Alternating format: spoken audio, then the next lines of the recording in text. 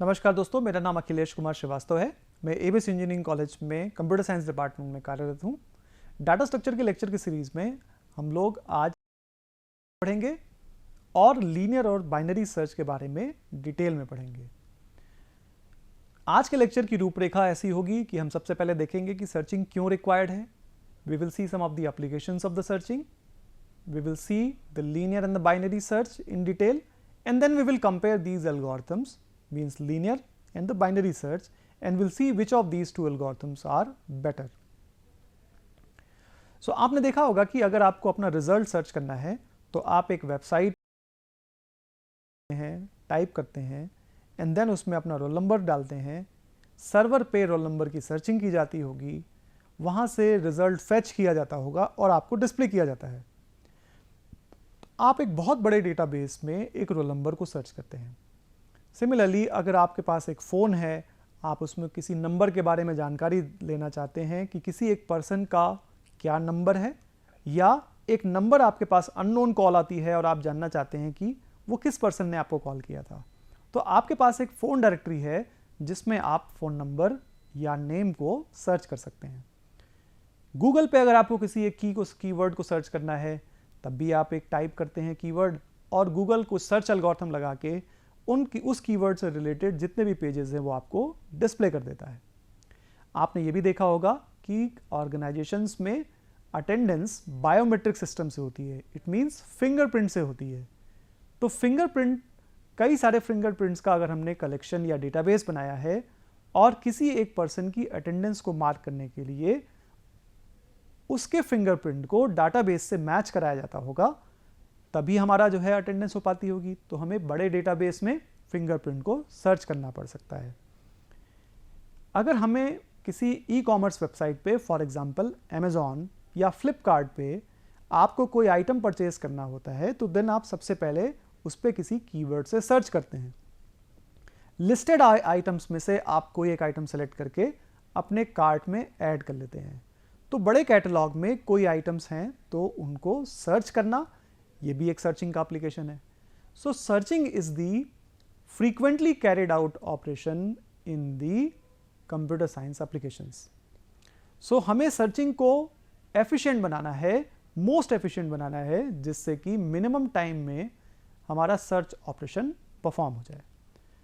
बहुत सारे searching operations design किए गए हैं, लेकिन डेटा स्ट्रक्चर के AKTU के सिलेबस के हिसाब से आपको sequential search, binary search, index sequential search और हैश सर्च पढ़ना है। तो हम इन सभी सर्चिंग को वन बाय वन देखेंगे। सबसे पहले हम सीक्वेंशियल सर्च से स्टार्ट करते हैं। मान लीजिए कि आपके पास एक एरे है, ये अनऑर्डर्ड एरे है जिसमें कि एलिमेंट्स को किसी भी पर्टिकुलर सीक्वेंस में ऑर्डर में अरेंज नहीं किया गया है। इस एरे में एलिमेंट्स हैं 0 इंडेक्स से स्टार्ट होते हैं और लास्ट इंडेक्स n-1 है। यहां पे लास्ट इंडेक्स 8 है, इसका मतलब कि इस एरे की साइज 9 है। अगर एरे की साइज n है तो इसका मतलब कि इसका लास्ट इंडेक्स n-1 होगा। किसी आइटम को सर्च करने के लिए आप पहले इंडेक्स से उस आइटम को कंपेयर करते हैं। फॉर एग्जांपल अगर इस सिचुएशन में हम 70 को सर्च करने जा रहे हैं, जो की वैल्यू है सर्च के लिए वो 70 है, तो सबसे पहले आप फर्स्ट आइटम से कंपेयर करेंगे। 70 is not matching with 10, so you will compare it with the next item. 70 is not matching with this, so you will move to the next element. It is not matching with 70, so you move to the next item. This also does not have a match. You move to the next item. This also does not have a match, and then you reach to the 70 and it has a match with the key value. Once you have a match of the key value, you stop your search there and declare that the item has been found, and you will return the index of that item or the position of that item. तो आइए देखते हैं कि हम इसके लिए algorithm कैसे design कर सकते हैं। आपने एक लूप लिया जो कि 0 से n-1 तक रेंज करता है। चूंकि आपके पास एलिमेंट्स 0 इंडेक्स से n-1 इंडेक्स तक हैं, तो ये एरे भी 0 से n-1 तक हमें सर्च करना पड़ेगा। इसके लिए हम लूप लगाएंगे, सबसे छोटा इंडेक्स 0 और सबसे बड़ा index n-1। So for searching of the element key equals to 70, we need to go through the entire array. We will be comparing every single element of the array with the key, and wherever there is a match we will stop there. So for making the comparison we are going in the loop. You can see that the loop is ranging from 0 to n minus 1 because the array size is n and the smallest index is 0 and the highest index is n minus 1. So for each iteration of the loop I will compare the ith element with the key, and in case this condition means ai is equals to key, meaning that the searching has got successful, I will return the index I where this item is present. Now in this linear search or the sequential search आप देख सकते हैं कि जहाँ पे भी मेरा comparison successful हुआ या जहाँ पे भी मैच हुआ, मैं वहाँ पे रिटर्न स्टेटमेंट लिखता हूँ. जैसे ही मेरा रिटर्न स्टेटमेंट एनकाउंटर होगा मेरी एल्गोरिथम टर्मिनेट हो जाएगी. सो हम यहाँ पे टर्मिनेशन सक्सेसफुल सर्च के केस में कर रहे हैं. अगर हमारा एलिमेंट पूरे एरे में कहीं नहीं मिला तो इसका मतलब है कि हमारा सर्च अनसक्सेसफुल होगा. सर्च अनसक्सेसफुल होने के लिए इस लूप से हमें बाहर आना पड़ेगा. जैसे इस लूप की कंडीशन फेल होगी, हम n माइनस फर्स्ट एलिमेंट से या n माइनस 1 एलिमेंट से कंपेयर करके जब देखेंगे कि ये भी किसी की के गिवन की के इक्वल नहीं है तो हम लूप से बाहर आएंगे, और लूप से बाहर आने के बाद एक इंडिकेशन सेंड करेंगे जिससे कि हमें ये पता चले कि सर्च अनसक्सेसफुल था. So we are returning -1 which is an indication that the search was unsuccessful. Now इस एल्गोरिथम को अगर आप ध्यान से देखें तो ऐसा पॉसिबल है कि मेरा एलिमेंट पहले ही पोजीशन पे मिल जाए, तो ये मेरा बेस्ट केस होगा. अगर जिस एलिमेंट को हम सर्च कर रहे हैं वो हमें फर्स्ट पोजीशन पे ही मिल जाए तो मुझे केवल एक कंपैरिजन करना है, और एक कंपैरिजन करने के बाद मैं ith इंडेक्स मतलब 0 इंडेक्स रिटर्न कर दूंगा और मेरा सर्च सक्सेसफुल माना जाएगा. तो मैं सर्च सक्सेसफुल के लिए i रिटर्न कर दूंगा या 0 इंडेक्स रिटर्न करूंगा. इस केस में जो नंबर ऑफ कंपैरिजंस हमने किया है वो केवल एक किया है, और अगर मेरा सर्च सक्सेसफुल नहीं हुआ फर्स्ट पोजीशन पे तो आप सेकंड पोजीशन पे देखेंगे, सेकंड पे नहीं हुआ तो आप थर्ड पोजीशन पे देखेंगे, and so on so fourth. तो लास्ट में अगर मेरा इंडेक्स लास्ट इंडेक्स पे मेरा सर्च की मिलता है वो मेरे लिए वर्स्ट केस होगा, क्योंकि मुझे सभी एलिमेंट से कंपेयर करना पड़ा एंड देन उसके बाद मैं अपने सर्च को कंप्लीट कर पाया. तो इस केस में मुझे n कंपैरिजंस करने पड़ेंगे. तो ये मेरे लिए बेस्ट एफर्ट है कि मेरा एलिमेंट फर्स्ट पोजीशन पे मिल जाए, लेकिन वर्स्ट केस क्या होगा कि मेरा एलिमेंट लास्ट पोजीशन पे मिले. लेकिन ऐसा जरूरी नहीं कि मेरा एलिमेंट फर्स्ट पोजीशन पे मिले या लास्ट पोजीशन पे मिले, मेरा एलिमेंट कहीं पे भी मिल सकता है.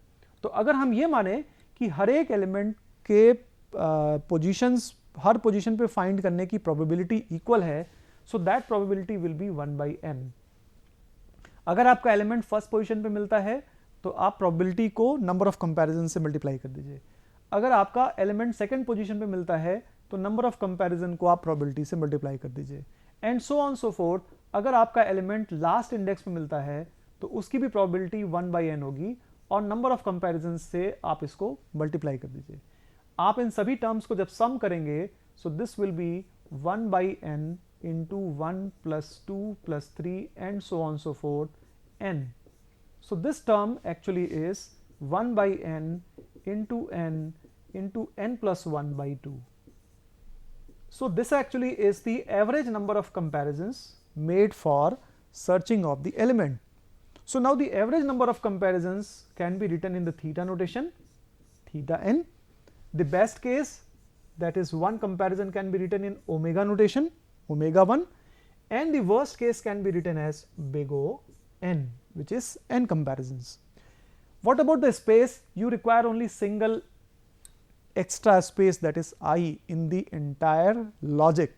So that's why the space complexity can be written as theta 1. So you can see that linear search is requiring on an average n comparisons for searching of an item, or you can say that in the worst case it requires n comparisons in the for the search of an item.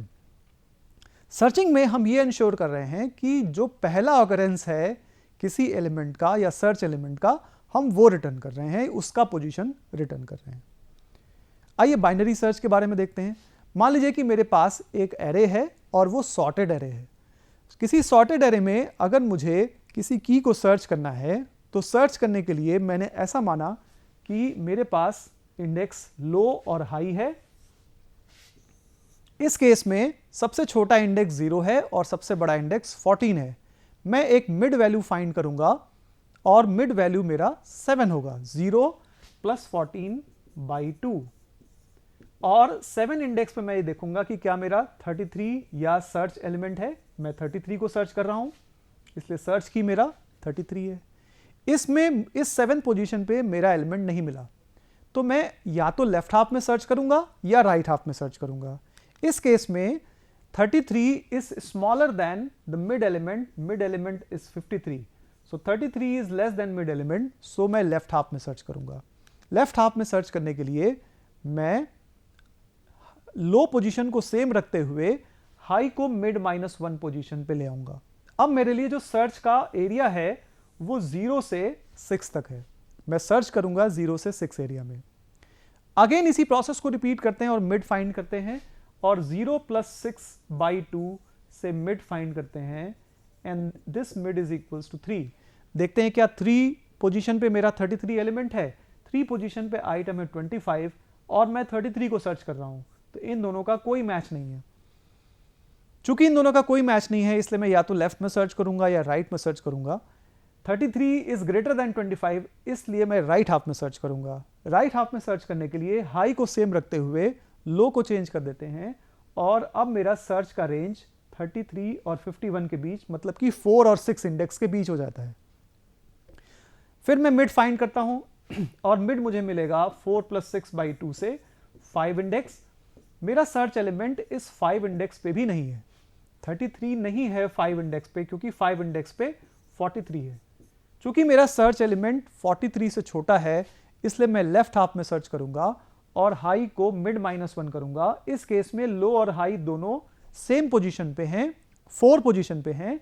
अगर मैं mid find करूंगा bye the formula low + high divided by 2, इस case में भी mid जो है वो 4 आएगा और 4th पोजीशन पे मेरा डाटा आइटम प्रेजेंट है। तो we can declare that the search has become successful. मान लीजिए कि आप 33 की जगह 35 को सर्च कर रहे होते या 32 को सर्च कर रहे होते, तो अगर आप 32 को सर्च कर रहे हैं so you will come to the left for searching and you can see that there is no element in the left for searching. अगर आप लेफ्ट की तरफ सर्च करते तो आप कहते हाई इक्वल्स टू मिड -1, सो इसका मतलब हाई 3 हो जाता। लो इस केस में है 4। अभी तक आपकी जितनी भी सिचुएशन थी उस केस में low was less than high और maximum low was equal to high. इस सिचुएशन में लो ग्रेटर देन हाई हो गया। अगर लो मेरा ग्रेटर देन हाई हुआ, इस केस में आप कह सकते हैं कि मेरा जो एलिमेंट जिसको मैं सर्च कर रहा हूं वो नहीं मिल रहा है, या फिर आप डिक्लेयर कर सकते हैं कि जो आपका सर्च है वो अनसक्सेसफुल है। सो आप जब भी एल्गोरिथम डिजाइन करेंगे तो उस समय ये इंश्योर करेंगे कि अगर लो लेस देन और इक्वल टू हाई है तभी आप सर्च करें। अगर लो ग्रेटर देन हाई हो गया है उस पोजीशन पे अपने एल्गोरिथम को स्टॉप कर दें। तो यहां ये एल्गोरिथम डिजाइन करते हैं और एल्गोरिथम डिजाइन करने के लिए गिवन है एक ए अरे जिसमें n एलिमेंट्स है और आपको एक की वैल्यू को सर्च करना है। एक गिवन है ए अरे जिसमें n एलिमेंट्स है और की को आपको सर्च करना है। सर्च करने के लिए आपने लो को 0 इंडेक्स से स्टार्ट किया, हाई को n-1 इंडेक्स से। अगर आपके पास एक एरे है तो सबसे छोटा इंडेक्स 0 होगा और सबसे बड़ा इंडेक्स जो होगा वो n-1 होगा।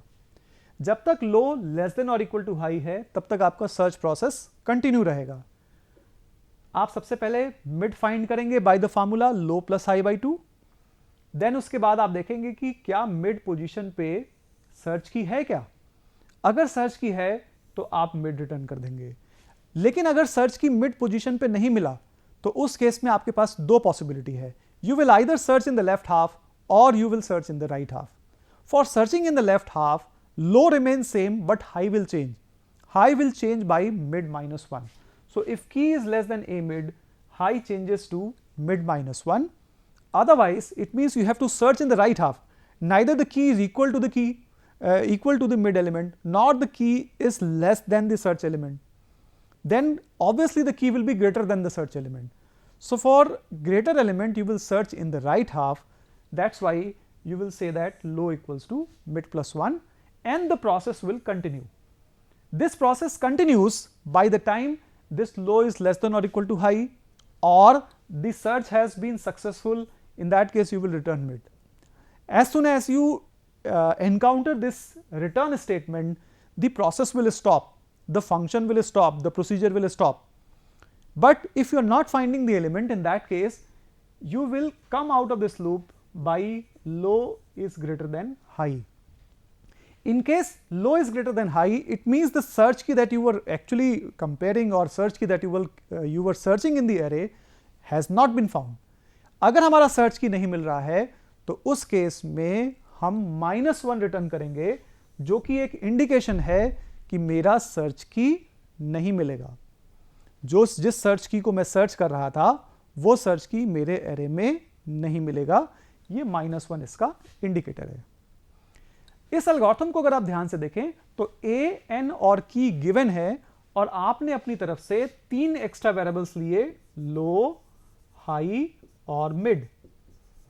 3 एक्स्ट्रा वेरिएबल्स आपने यहां पे यूज किए हैं, 3 एक्स्ट्रा स्पेसेस आपने यूज किए हैं, इसलिए इस एल्गोरिथम की स्पेस कॉम्प्लेक्सिटी कांस्टेंट होगी, मींस θ1 होगी। अगर आप इसी एल्गोरिथम को रिकर्सिवली लिखें, चूंकि आप लेफ्ट हाफ या राइट हाफ में बाइनरी सर्च ही कर रहे हैं, तो आप रिकर्सिव प्रोसेस डिजाइन कर सकते हैं। रिकर्सिव प्रोसेस डिजाइन करने के लिए आपने बिल्कुल ऐसे ही लिखा, लेकिन पैरामीटर्स चेंज कर दिए बाइनरी सर्च में। जब आप फर्स्ट टाइम कॉल कर रहे होंगे तो लो को 0 पास कीजिए, हाई को n-1 पास कीजिए और सर्च की पास कीजिए। जब तक लो लेस देन और इक्वल टू हाई है, आप मिड फाइंड कर लीजिए। अगर ए मिड एलिमेंट की के इक्वल होता है तो रिटर्न मिड कर दीजिए और एल्गोरिथम को टर्मिनेट कर दीजिए। लेकिन अगर मिड एलिमेंट इक्वल्स टू की नहीं है, इसका मतलब सर्च सक्सेसफुल अभी नहीं हुआ है, तो या तो आप लेफ्ट हाफ में बाइनरी सर्च करेंगे या राइट हाफ में बाइनरी सर्च करेंगे। गिवन की एलिमेंट या जिस सर्चिंग एलिमेंट अगर मिड एलिमेंट से छोटा है तो आप लेफ्ट हाफ में सर्च करेंगे। इसके लिए बाइनरी सर्च एल्गोरिथम को कॉल कीजिए with same low but high changing to mid -1। आपने अपना सर्च रेंज छोटा कर दिया। अगर आपके पास n साइज का एरे था तो अब आपका जो सर्च रेंज है वो n/2 है। नेक्स्ट टाइम सर्च रेंज आपकी और छोटी हो जाएगी, n/4 हो जाएगी। लेकिन अगर की एलिमेंट बड़ा है ए मिड से तो आप राइट हाफ में बाइनरी सर्च करेंगे। राइट हाफ में बाइनरी सर्च करने के लिए हाई सेम रखेंगे और लो को चेंज करेंगे बाई मिड +1। इस एल्गोरिथम में जहां बाइनरी सर्च एल्गोरिथम आप कर रहे हैं और बाइनरी सर्च में आप डिफरेंट एल्गोरिथम को कॉल करते चले जा रहे हैं, देन उस केस में बहुत सारे पेंडिंग एक्टिवेशन रिकॉर्ड्स स्टैक में मेंटेन रहेंगे। चूंकि आप बाई 2 प्रोसेस से या एरे की साइज को छोटा करते चले जा रहे हैं, तो वर्स्ट केस में ये स्टैक जिसमें पेंडिंग एक्टिवेशन रिकॉर्ड्स रखे हैं वो log n हाइट तक ग्रो करेगा। अगर हम ये माने कि हर एक एक्टिवेशन रिकॉर्ड कांस्टेंट स्पेस लेता है, सो टोटल स्पेस यहां पे c × log n होगा, और स्पेस कॉम्प्लेक्सिटी इस एल्गोरिथम की आप कहेंगे c × log n। लेकिन इसको ऑन एन एवरेज माना जा सकता है, वर्स्ट केस में भी log n माना जा सकता है। लेकिन अगर हमारा बेस्ट केस अपीयर होता है तो पहले बार ही जब आप मिड कंप्यूट कर रहे हैं, पहली बार जब आपने मिड कंप्यूट किया तो सर्चिंग एलिमेंट वहीं मिल जाएगा, तो उस केस में केवल एक एक्टिवेशन रिकॉर्ड बनेगा। तो बेस्ट केस में इस एल्गोरिथम की स्पेस कॉम्प्लेक्सिटी ω1 होगी, क्योंकि एक ही एक्टिवेशन रिकॉर्ड बनेगा।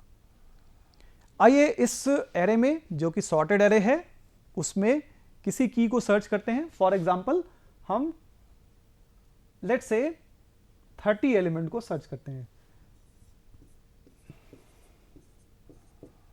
ये मेरे पास इंडेक्सेस हैं। अगर मुझे 30 की को सर्च करना है तो उसके लिए मैं लो को सेट करूंगा 0 और हाई को सेट करूंगा 8, और स्टेप 1 में मिड फाइंड करूंगा, और मिड की हमारी वैल्यू होगी 0 + 8 डिवाइडेड बाई 2 मीन्स 4 इंडेक्स पे 30 नहीं है, तो मुझे लेफ्ट हाफ में सर्च करना पड़ेगा। लेफ्ट हाफ ये है मेरा। लेफ्ट हाफ में सर्च करने के लिए मुझे हाई को चेंज करना पड़ेगा।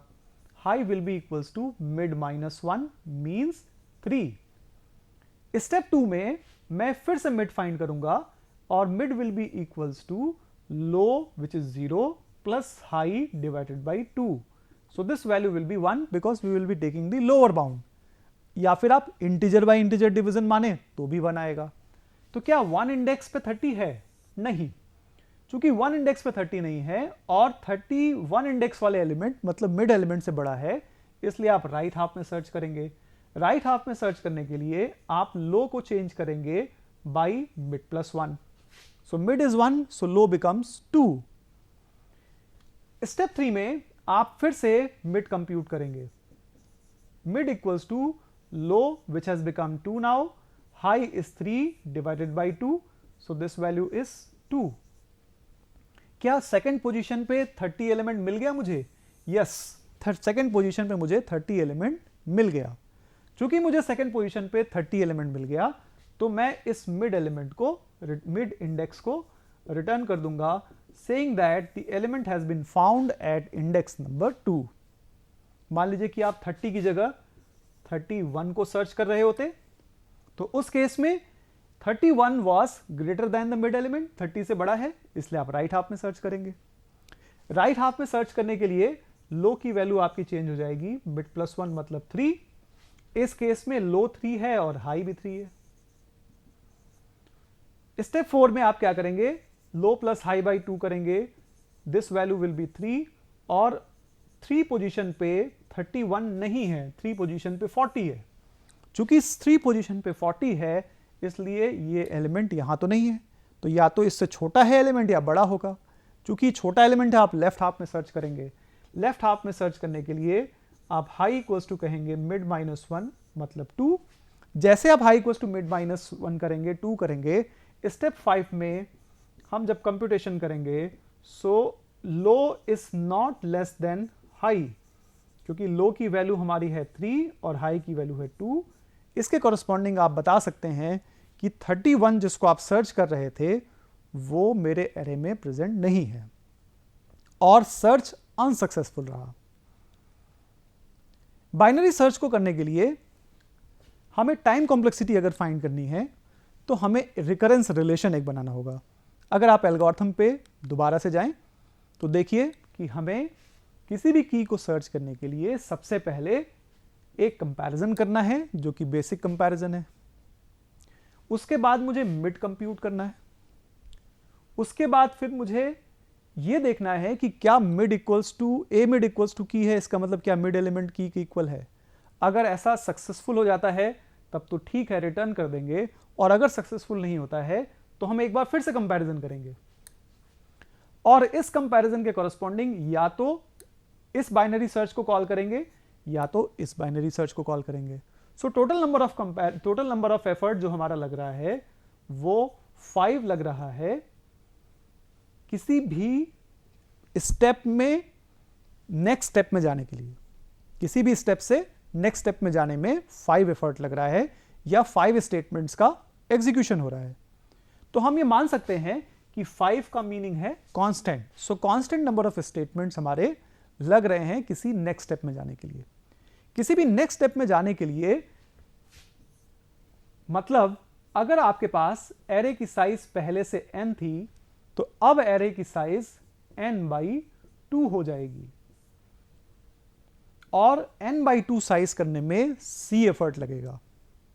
जब आप इस रिकरेंस को सॉल्व करेंगे तो रिकरेंस को सॉल्व करने का मीनिंग क्या है कि नेक्स्ट स्टेप में आप एरे की साइज को फर्दर n/4 रिड्यूस कर देंगे with the same formula. You can write this as tn/2 square plus 2 into c. Then आपने देखा कि जो n के नीचे जो 2 है उसका जो पावर है वही c का मल्टीप्लायर है। नेक्स्ट स्टेप में जब आप करेंगे so this will be n/2 raise to the power q और c एफर्ट लगेगा इसमें। पहले से 2c मेरे पास है, so this is equals to tn/2 cube plus 3 into C. So जो 2 का पावर है वही c का मल्टीप्लायर है यहां पे। तो हम ऐसा मान लें कि ये जो हम डिविजन्स कर रहे हैं वो उतने स्टेप्स तक जा रहा है जो आपको पता नहीं है, तो आप इसको मान लीजिए कि ये k स्टेप्स तक जाता है। हम डिविजन्स कब तक करेंगे? अगर मेरे पास एक 8 साइज का एरे है तो मैं इसको 4 साइज का कन्वर्ट कर दूंगा नेक्स्ट टाइम मैं इसको 2 में कन्वर्ट कर दूंगा, नेक्स्ट टाइम मैं इसको 1 में कन्वर्ट कर दूंगा, लेकिन 1 के बियॉन्ड तो नहीं जाऊंगा। तो जो डिवीजन मेरा है वो मुझे ऐसी पोजीशन पे रोक देना है जहां पे नंबर ऑफ एलिमेंट्स 1 आ जाए। तो हम मान लेते हैं कि kth डिवीजन में ऐसा होता है। अगर kth डिवीजन में ऐसा होता है so we can say that n by 2 raised to the power k plus k into c. This is the situation according to the kth iteration. इसका मतलब यह है कि kth iteration में n by 2 raised to the power k 1 हो जाता है। मैं ऐसा भी कह सकता हूं कि n equals to 2 raised to the power k। अगर आप दोनों तरफ log लेंगे so log n equals to log 2 raised to the power k, इससे k की वैल्यू log n आएगी, log n to the base 2 आएगी। आप कह सकते हैं कि n by 2 raised to the power k means t1, c को आपने लेफ्ट में लिख दिया, k की जगह आपने log n to the base 2 लिख दिया। t1 मीन्स आपके पास 1 साइज का एरे है और आप उस पर बाइनरी सर्च चला रहे हैं। तो 1 साइज के एरे पे जब आप बाइनरी सर्च चलाएंगे तो आप कांस्टेंट एफर्ट करेंगे, जिससे कि आपको पता चलेगा कि या तो एलिमेंट उस पोजीशन पे है या उस पोजीशन पे नहीं है। तो मान लेते हैं कि एक कांस्टेंट एफर्ट लगता है इसमें c dash and then c into log n base 2। So c dash plus c log n base 2, इसमें वेरिएबल टर्म log n है जबकि c और c डैश कांस्टेंट है।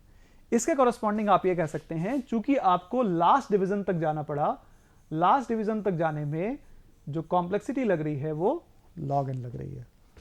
तो log n is the worst case time complexity of binary search. What was the worst case time complexity of linear search? That was order of 1, order of n. Now you can see that what is the difference between the log n and the n quantity. Let's say you have 1024 elements. It means the number of elements n is equals to 1024. The value of log n in that case will be 10, because 1024 represents 2 raised to the power 10. When you will take log of 2 raised to the power 10, this value will come to 10. So 10 comparisons are required in the case of the binary search, but 1024 comparisons will be required in the case of binary search. So there is a huge difference between the binary search and the linear search if we take the number of elements as 1024. In case you take the elements as 1024 into 1024, this can be represented as 2 raised to the power 20.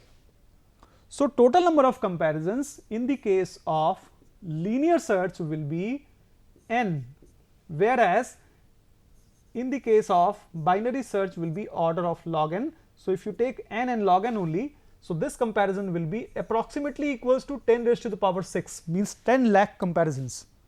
But in the case of the binary search, this comparison will be log 2 raised to the power 20, it means 20.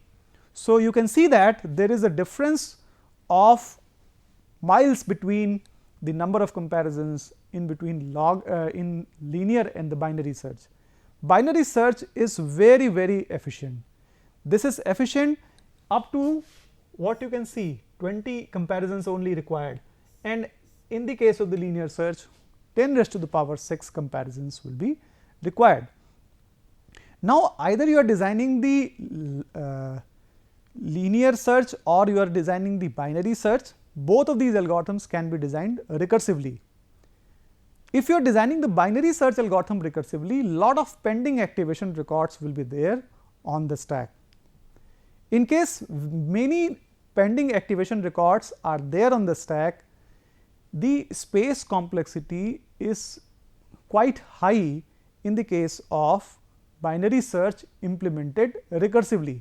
But if you implement the binary search algorithm iteratively, the space complexity will be 1, but in the recursive binary search the complexity will be log n. So let us present this comparison chart between the linear and the binary search, and you can see that with the comparison chart The sequential search or the linear search require omega 1 time complexity, but in the worst case it requires order of n in case you have n elements. Binary search requires omega 1 best case complexity and big O log n time complexity in the worst case. The space complexity in the best case is theta 1. For both of these, in case these are designed iteratively, it will change if these are designed recursively, and the worst case space complexity will be big O n, not theta n, in case these are designed recursively. This is a bit wrong, it should be written as log n for the binary search. So, that was all for the linear search and the binary search. We have made a comparison between the linear and the binary search. You have seen that the binary search is very much better than the linear search in terms of the time complexity. Thank you.